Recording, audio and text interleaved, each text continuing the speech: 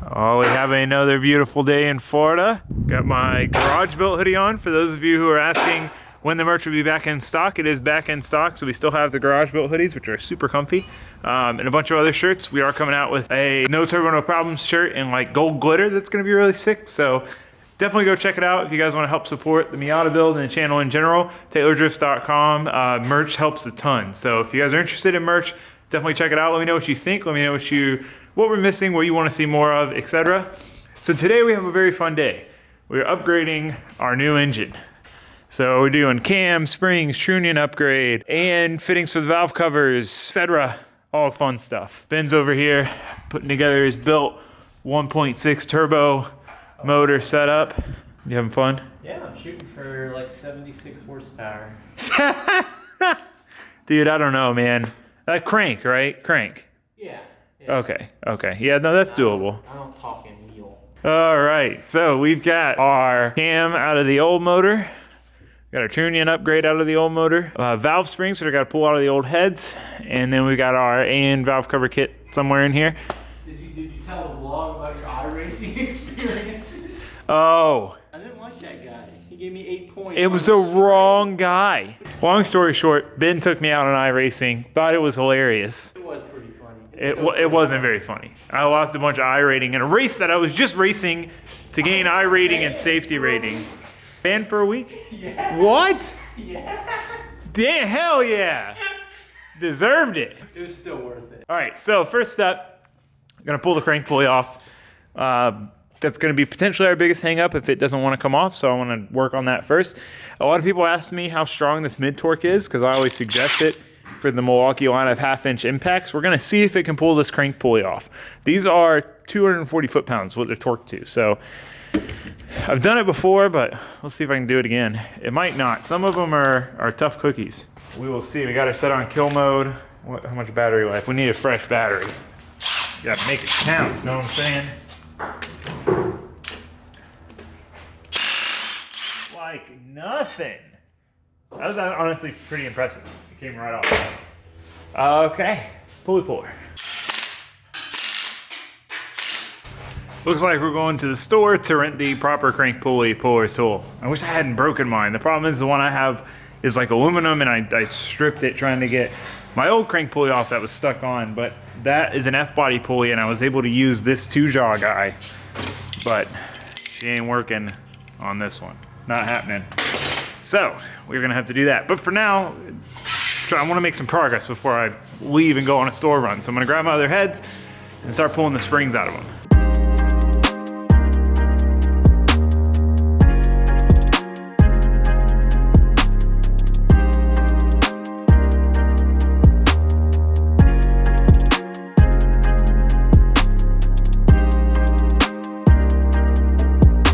Valve springs are off. That was actually significantly easier than I anticipated. It's kind of difficult with the head off the car because there's not really any good way to hold the valves up. But I just let them like sit against the table, and you generally have to tap it, and it came right off. Really not bad at all. Doing it on the engine is going to be a little bit more difficult because we're going to have to make sure the valves don't fall down. So what we're going to need to do is pull the plugs out, plug a hose in, and just feed air into the cylinder about 50 psi, and that'll keep the valve seated while we pull the springs off and swap them. So let's get to it. Shouldn't be too bad.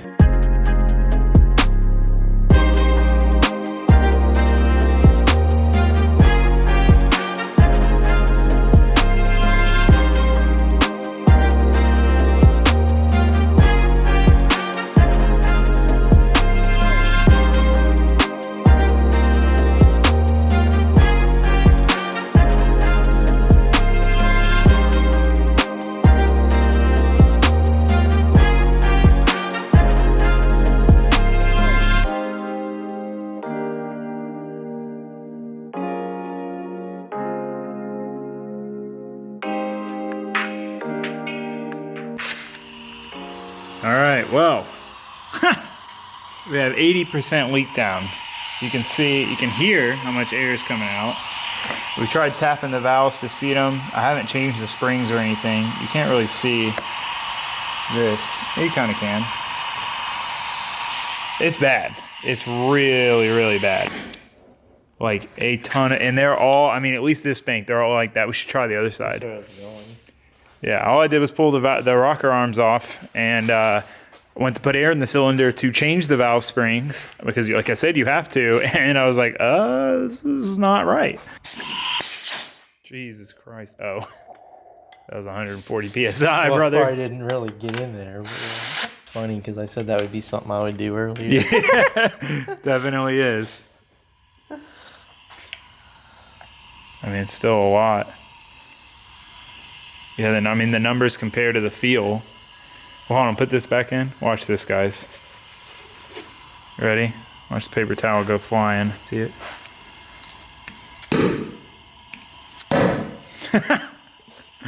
Yeah, so I tried. That helped on that one. Yeah, oh, that one's good. Well, I mean, we're cooking on PSI. So that's only 5%. I mean, like, that's not great, but, like, I mean, that's acceptable. Yeah, well, it's like 3%. Because you said it starts at 5. Yeah, no, true. True. Yeah, no, like 3% is fine. Yeah, like this. I was thinking it was like 10. You can barely tell there's any air coming out. All right, we're gonna mess with it some more, see if we can get them to seat, and then let you know if we're screwed or not. All right, so this is the best we could get. This one tapping on the valves, 50. So since this starts 5 down, about a 45% leak down. So that means 45% of the compression is being lost, and it is just cruising out the valve. They put a whistle in there and make some noise, brother. That's 200 horsepower 5.3, dude. That's right. With a cam. You probably lose with the cam. True. Well, guys, that is bad news. Bad news.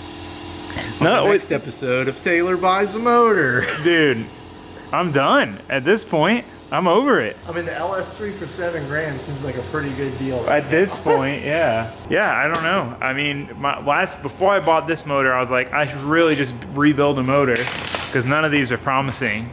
And then I was like, it'll be fine. I'm just being overly sensitive. They're gonna be fine. I'm just gonna buy one. It's gonna be fine. Wrong. Well, guess I am gonna put this thing back together, get it ready. Luckily, I didn't burn the pallet. Gonna need that.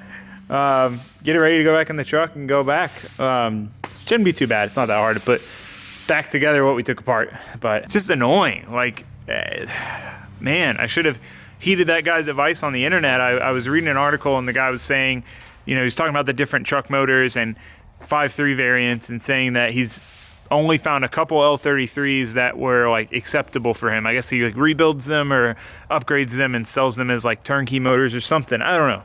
Regardless, I was like, you know, they're fine. They're fine.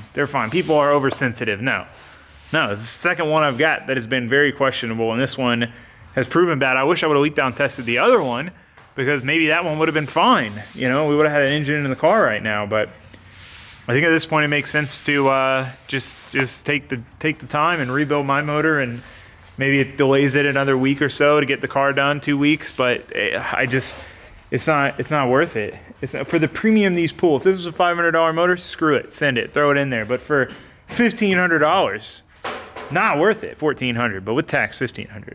It's just not. It's not a blown engine for $1,500. Oh, what the hell? Not the wrong cars. Right? Ben needs to be parting out trucks. So do I. Shit. Okay. Well. I got an L33 compression tested. $3,000. $3,000.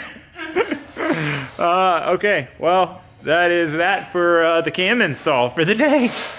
Well, at least we got the valve springs out of the other head. We made some headway. We're not going to let today go to waste, though. We're not going to let it go to waste. What we're going to do is take our other valve covers and weld the AN fittings on. I feel like doing some welding. It'll help me feel like I did something today other than take apart an engine to find out it was blown up, to put it back together, to take it back 2 hours each way.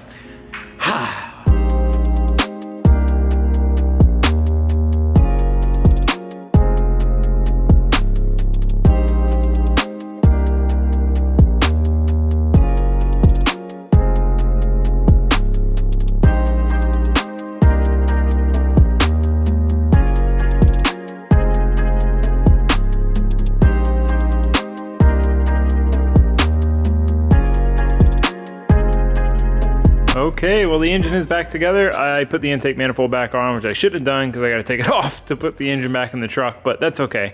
It's besides the point. I did take my time and check like the oil pickup O-ring and all that stuff just to make sure that if someone does buy this engine, if they still sell it, which they shouldn't, that I didn't like screw anything up, and I made sure everything was solid. Also, ironically, my engine parts, my gaskets and stuff that weren't supposed to show up till tomorrow showed up today. So if this wasn't a bad engine, we could have had it all together and ready to go today. That's usually how it goes though. If this engine was mint, the gaskets wouldn't have showed up in time. But I can't complain because it's still a beautiful day with clear blue skies and nice weather. So there's no way I can be mad or annoyed or frustrated. It is what it is. This is all part of it. If you ever get into doing car stuff and building cars and especially tracking cars, like, you just got to accept that things are going to go wrong a lot, and you either can live with that or you can't. If you can't, it's probably a waste of time for you to get into it. But if you can, it's rewarding when it works out.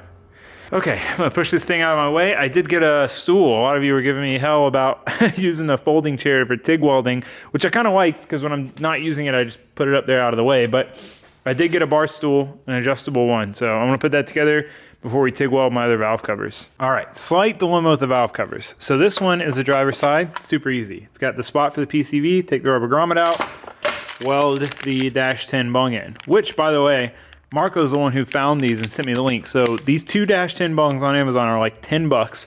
And then this pack of 10 feet of -10 line plus a bunch of -10 fittings is like under 50 bucks. I'll put the link to both of them below for you guys for anyone looking to do it, but it's like the perfect cash can setup because you need to weld bungs to either one valve cover, two valve covers, and you need -10 line and fittings. So super sick setup for the money. And I did take your guys' advice, and I do have an Amazon affiliate account now or whatever. So if you want to support the channel, even just if you're buying anything for yourself on Amazon, I think it helps if you go through my links. So if you guys need to buy anything, I would appreciate if you use my links. If not, that's fine too, but it is a really easy way to help support the channel and what we're doing here. So speaking of, we just ordered something really awesome for the Miata that I'm very excited about, and I cannot wait to show you guys. And it makes me more glad that I'm gonna be rebuilding my motor instead. But you'll find out soon enough. Anyway, so this one has a baffle. You can see the holes, and that is your baffle. So it keeps from the oil from just like splashing in and it's sucking up a ton of oil. So this one's not meant to have that. It has a baffle here where this hose comes out, but obviously we're not gonna use that. So we need to figure out a baffle. A lot of people use two driver's side valve covers, but then you don't have an oil fill and you have to add one. What I think I'm gonna do, put it in the oil fill valve cover and just make a little baffle and see how it works. If we get excessive oil dumpage, then we'll know we need to change it, but might as well try, right?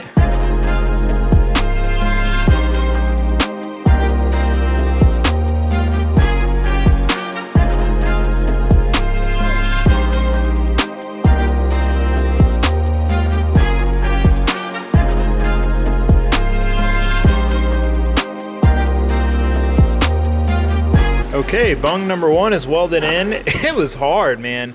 I see what people say now about cast aluminum, especially something with oil, because it's porous, so when you're welding, a lot of that oil and grime comes up. Two, though, trying to get to this back section back here was a nightmare. I couldn't clean it properly and whatever, but I ended up putting this number 12 cup on, which you're not supposed to use a big cup on aluminum from my understanding, and it worked fine. I was able to get it with a super long stick out. So that one's on, doesn't look great, but hopefully we'll learn from our mistakes and make this one a little better. I'm gonna go ahead and just drill it, weld it, and then figure out a baffle after.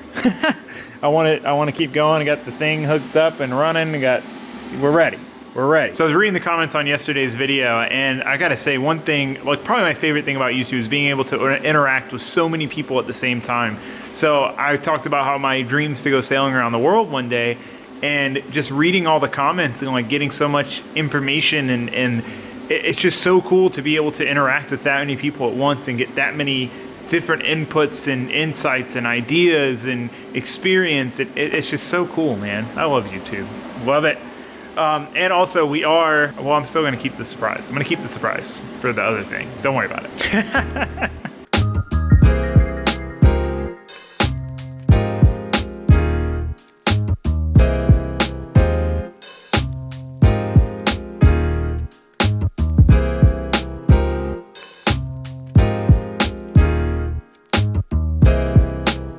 Okay, both fittings are welded in. The welds came out, okay.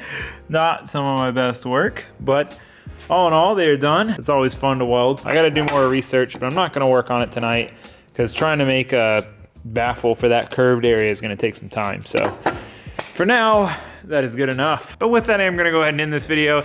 It is a bummer that the engine did not work out. It really is, but you know, like I said, things like that happen. I think the best plan of action now is to rebuild the one I have. I didn't want to do that originally because I didn't want it to take too much time. I wanted to get the car back up and running. But in the time I spent buying 2 bad junkyard engines, I could have just rebuilt it. So we might as well just rebuild it instead of trying to go further down this road and probably ending up in the same spot again. So let me know what you guys think. Let me know what your thoughts are. In my opinion, at this point, rebuilding it makes the most sense. It'll be fresh. It'll be a brand new engine. I'll know it's solid. I won't have to worry about it. We'll be good to go. But anyway, yeah, that's gonna be it. Thanks for watching. Thanks for subscribing. I will see you guys tomorrow. Goodbye.